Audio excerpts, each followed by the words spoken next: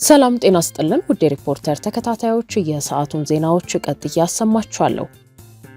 ከመኪና ሽያጭ ጋር በተያያዘ መነጋገሪያ የሆነው ፊንቴክ ኢንቨስትመንት ስራ አስኪያጁ መከሰሳቸው ታወቀ። ለጊዜው ያልተያዙ ተጠርጣሪዎችን በተባባሪነት ክስ ቀርቦባቸዋል። ተጽዕኖ ፈጣሪዎችን ለማስታወቂያ በመጠቀም የኤሌክትሪክ ተሽከርካሪዎችን እናስረክባለን በማለት ከ600 ሚሊዮን ብር በላይ ከተበዳዮች ሰብስቧል የተባለው ፊንቴክ ኢንቨስትመንት ስራ አስኪያጅ አቶ ዳንኤል ዮሐንስ ላይ ክስ ተመሰረተ።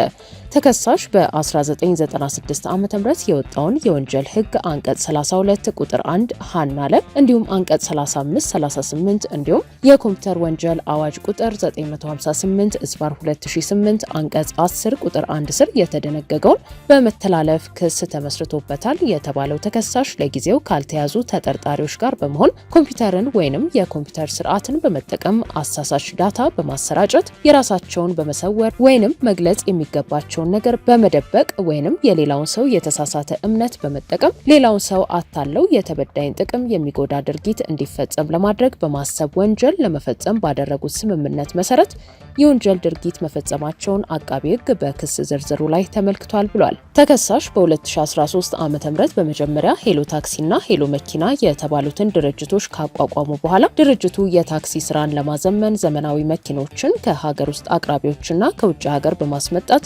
እንዲሁም በመገጣጠም በመንገድና ትራንስፖርት ባለስልጣን አካላት ባወጣው መመሪያ መሰረት አሁን ያለውን የትራንስፖርት ችግር ለመፍታት ለታክሲ ፈላጊዎች ዘመናዊ ታክሲ በዱቤ እናቀርባለን በሚል አሳሳች መረጃዎችን ማሰራጨቱን በክሱ ተካቷል።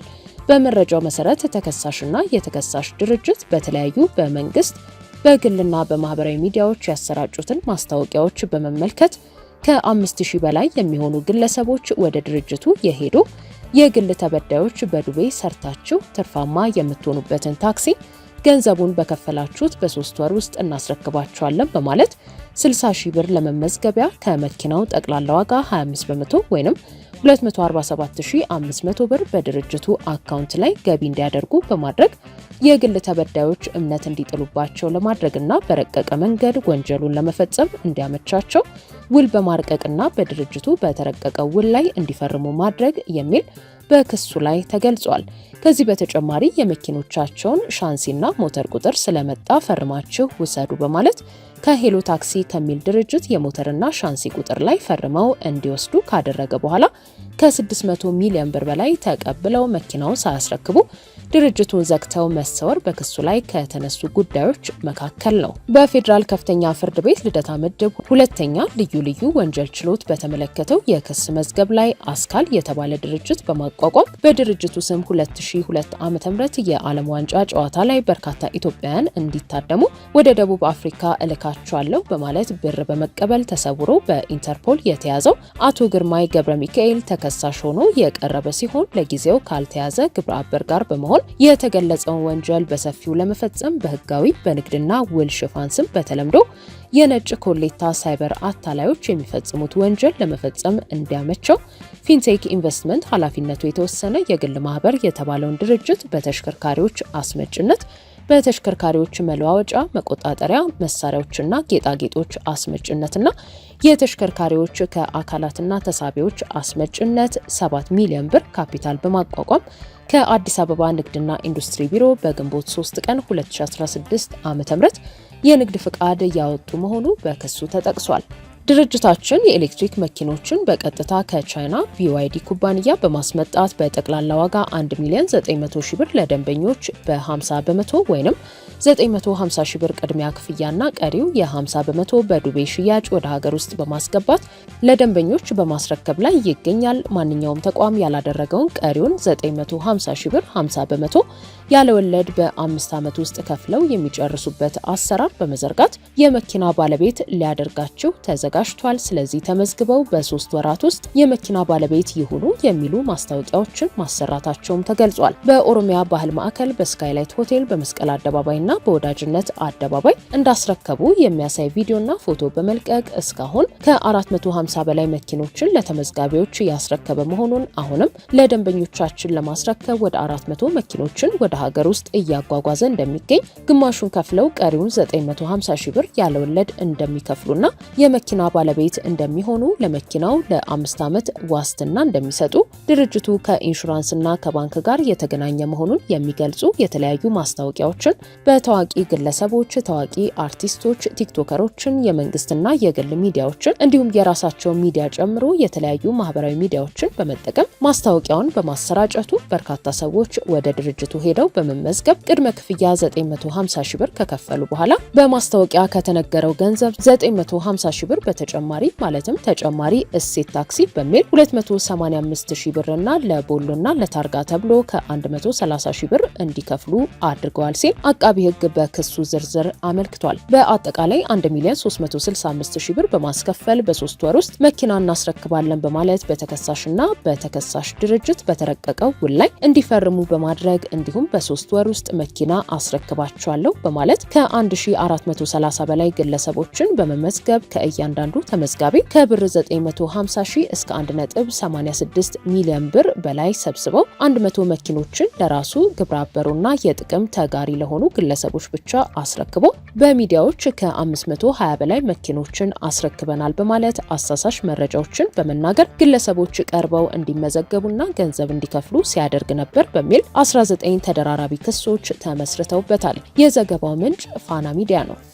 በትግራይ የጊዜያዊ አስተዳደሩ የስልጣን ዘመን ሊያበቃ 2 ሳምንት ቀርቶታል። ሁሉን ያሳተፈ አዲስ አስተዳደር ይቋቋም የሚሉ ጥሪዎችም እየቀረቡ ይገኛሉ። በትግራይ ክልል የፕሬዝዳንት ጌታቸው ረዳን መንግስት ተክተው ወደ ስልጣን የመጡት የጊዜያዊ አስተዳደሩ ፕሬዝዳንት ሌተናል ጀነራል ታደሰ ወረደ የተሰጣቸው የስልጣን ጊዜ ለመጠናቀቅ ከ2 ሳምንት ያነሰ ጊዜ ብቻ ቀርቷቸዋል። ጀነራሉ መጋቢት 30 ቀን 2017 ዓ.ም በጠቅላይ ሚኒስትር አብይ አህመድ ተሹመው ወደ ስልጣን መምጣታቸው ይታወሳል። ይህንን የስልጣን ዘመን ማብቂያ ተከትሎ በክልሉ ቀጣይ እጣ ፈንታ ላይ የፖለቲካ አመራሮች ጠንከር ያሉ አስተያየቶችን እየሰጡም ይገኛሉ። የትንሳኤ ሰባ እንደርታ ሊቀመንበር አቶ ከበደ አሰፋ በሰጡት አስተያየት በትግራይ ሁሉን ያሳተፈ አዲስ ጊዜያዊ አስተዳደር በአስቸኳይ እንዲመሰረት ጠይቀዋል። አቶ ከበደ አክለውም በትግራይ ውስጥ ሁሉን ያሳተፈ አስተዳደር ለመመስረት የማይቻልበት ሁኔታ ካለ ከትግራይ ውጭም ቢሆን ሌላ ሁሉን ያሳተፈ ጊዜያዊ አስተዳደር እንዲመሰረት የሚል ጥሪ አቅርበዋል። የተቋቋሙ ጊዜያዊ አስተዳደር ስልጣን የተሾሙ ፕሬዚደንት የተሾሙ ጀነራል ታደሰ ስልጣናቸው የሚያበቃበት ጊዜ ስለደረሰ ከዚህ በፊት በተከታታይ ለ2 ጊዜ የተሰራውን ስህተት እንደማይሰራና ሁሉንም የሚያሳትፍ አቃፊ ጊዜያዊ አስተዳደር እስከ ምርጫ ድረስ እንደሚመሰረት እንጠብቃለን። ይሄ ደግሞ የሚሆነው እንደምታውቂው ትግራይ ውስጥ ይህን ለማድረግ ምናልባት አስቻይ ሁኔታ ከሌለ ከትግራይ ውጭም ቢሆን አቃፊ ጊዜያዊ አስተዳደር ሁሉንም አቅፎ እንዲመሰረትና በቀጣይ ይሄ አላግባብ ከህግ ውጭ ስልጣን ያዘ አካል በህግ ከማይገባው ቦታ እንዲነሳ ካልፈቀደ በህዝባዊና ህግ በመጠቀም ይህንን ኃይል እንዲወገድ ጠብቃለሁ።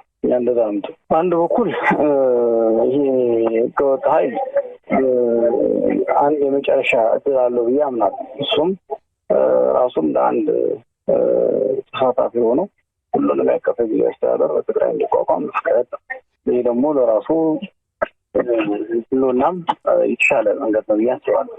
ከዚህ ውጭ ግን ምንም እንኳን ትግራይ ውስጥም ባይሆን ከትግራይ ውጭ አዲስ አበባ ላይም የጊዜያዊ አስተዳደሩ አቃፊ ሆኖ እንዲቋቋም በማድረግ በአጭር ጊዜ ውስጥ ይህንን ኃይል ሁሉም አይነት መንገዶች ተጠቅሞ ማስወገድ ቀጣይ ያለ መፍትሄ ነው ብዬ አምናለሁ። ስለዚህ ያለው አማራጭ እዚህ ቡድኑ የመጀመሪያው እንዲመርጥ ተስፋ አደርጋለሁ። አንድም የራሱ ህልውናንም የሚያስቀጥልበት የሰላማዊና ህጋዊ ንግግር ማድረግ የሚያስችለው ሁኔታ ይኖራል።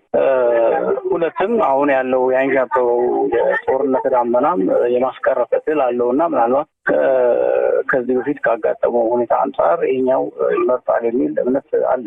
ይሄ ካልሆነም ግን እንግዲህ ሀገሩ መንግስት አለው፣ ህግ አለው እና ይሄ ደግሞ ጉልበቱ ሁሉም ነገር ተቆጣጣሪ ካልኖርክ የሚልበትን መንገድ አውቃት ስላለበት ሁሉንም አይነት መንገዶች በመጠቀም ኃይሉን እንዲወገድ ማድረግ ያስፈልጋል። ጫጫታ አለ። ከረበሸሽ ደግሜ አስተያየት ይሰጥሻል። እሺ በተመሳሳይ የውድብ ናጽነት ትግራይ ውናት ፓርቲ ምክትል ሊቀመንበር አቶ አለምሰገድ አረጋይ መጪው የስልጣን ሽግግር ፍጹም ሰላማዊ በሆነ መንገድ መከናወን እንዳለበት አሳስበዋል። አቶ አለምሰገድ የስልጣን ዘመኑ ሲያበቃ ሊፈጠሩ ይችላሉ ያሏቸውን ግምቶች ያስቀመጡ ሲሆን ሂደቱ በጥንቃቄ ካልተመራ በክልሉ ሰላምና ጸጥታ ላይ ስጋት ሊፈጥር እንደሚችልም ጠቁመዋል። ማስቀመጥሽው በትግራይ ውስጥ ያለው ህወሓት ነኝ ብሎ ራሱ የሚጠራ ቡድን ህወሓት የለም ነው። በእኛ ህጋዊ የሆነ ቅቡልነት ያለው ፓርቲ አይደለም። በውስጥ በተፈጠረው መፈረካከስ ኦልሞስት ህጋዊ ቁናም አጥተዋል፣ ሞራላዊም ህዝቡም አይቀበለውም የሚል ሀሳብ ነው ያለን። ስለዚህ እኛ ምንድነው እያሰብን ያለ ነው በትግራይ ውስጥ ያሉ በሙሉ ኃይሎች በፖለቲካ ፓርቲ የተደራጁም ከዛ ውጭ ያሉ ፖለቲካል ፐርሶናሊቲ ያላቸው ግለሰቦችም ቢሆኑ የሲቪል ሶሳይቲ በአጠቃላይ ያሉበትን አንድ የሆነ ጋዘሪንግ እንዲኖር እንሻለን። ያንን እንዲፈጠር እየሰራን ነው። ያንን ጋዘሪንግ ከኢትዮጵያ መንግስት ጋር ሆኖ በትግራይ ውስጥ መንግስት እንዲተከል እንዲሰራ ነው የኛ ፍላጎት ማለት ነው።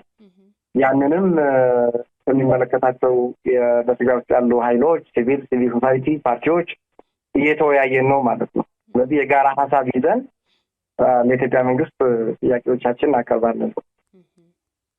ምክንያቱም አንዱ ስቴክ ስላለው አሁን ከዛ በፊት ምን መሰለሽ መጀመሪያ አካባቢ ፕሪቶሪያውን እንትን ሲሆን ሲፈረም በትግራይ ወገን መንግስት አልነበረ። መንግስቱ ስለፈረሰ ትግራይን ፕሬዘንት አድርጎ የመጣ ያኔ ህወሓት ነኝ ብሎ የሚጠራ ኃይል ነበረ።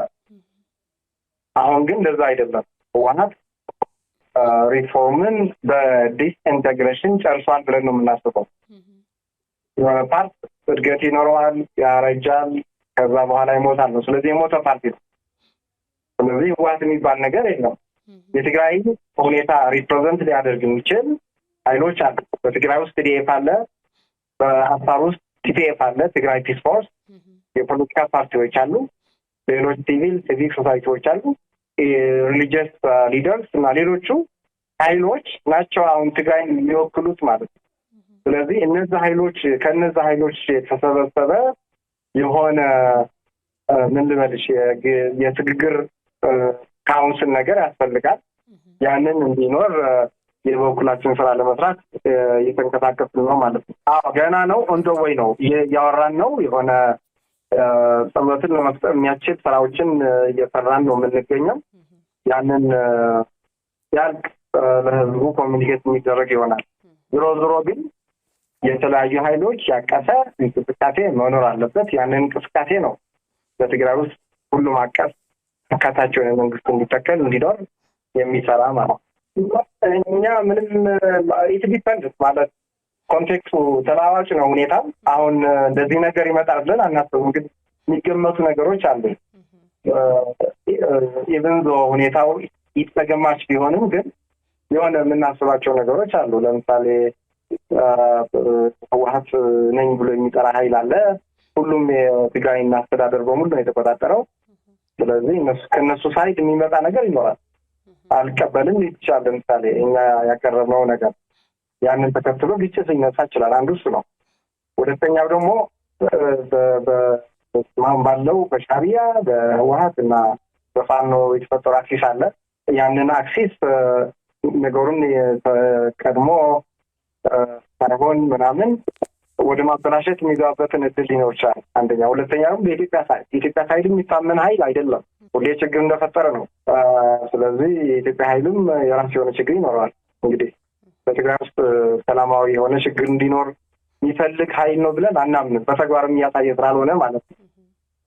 ስለዚህ ያንን ምክንያት አድርጎም ወደ ግጭት ሊገቡበት የሚችል እድል አለ። ዞሮ ግጭት እንዲኖር አንፈልግም። በሰላማዊ መንገድ ነገሮችን እንዲፈቱ እየታገልን ነው ማለት ነው። ሌተናል ጀነራል ታደሰ ወረደ የተረከቡት የስልጣን ጊዜ መጋቢት ወር መጨረሻ ላይ የሚያበቃ መሆኑ ይታወቃል። ይህንን ተከትሎ በርካቶች አስተያየቶቻቸውን እየሰጡ ሲሆን ህወሓት ከጦርነቱ በፊት የነበረውን አስተዳደር ለመመለስ ጥረት እያደረገ ነው፣ ሌላ ግጭትን ሊያዋልድ ይችላል የሚሉና ሌሎችም በርካታ አስተያየቶች እየተሰነዘሩ ይገኛሉ። ሞን ሪል ስቴት በአየር ጤና አደባባይ በካሬ ከ54530 ብር እስከ 77900 እስከ 10 ዓመት የሚከፍሉትን 50% ያለምንም ወለድ የባንክ ብድር የተመቻቸለት ዛሬውኑ እስከ 4 ሚሊዮን ብር የሚያተርፉበት ባለ 1 መኝታ ሙሉ ክፍያ 5 ሚሊዮን 620 ሺህ ብር፣ ባለ 2 መኝታ ሙሉ ክፍያ 6 ሚሊዮን 846 ሺህ ብር፣ ባለ 3 መኝታ ሙሉ ክፍያ 8 ሚሊዮን 121 ሺህ ብር። ለበለጠ መረጃ በ0969248080 ይደውሉ። ውድ ሪፖርተር ተከታታዮች የሰዓቱ ዜናዎቻችን እነዚህ ነበሩ። ስላደመጣችሁን ከልብ እናመሰግናለን።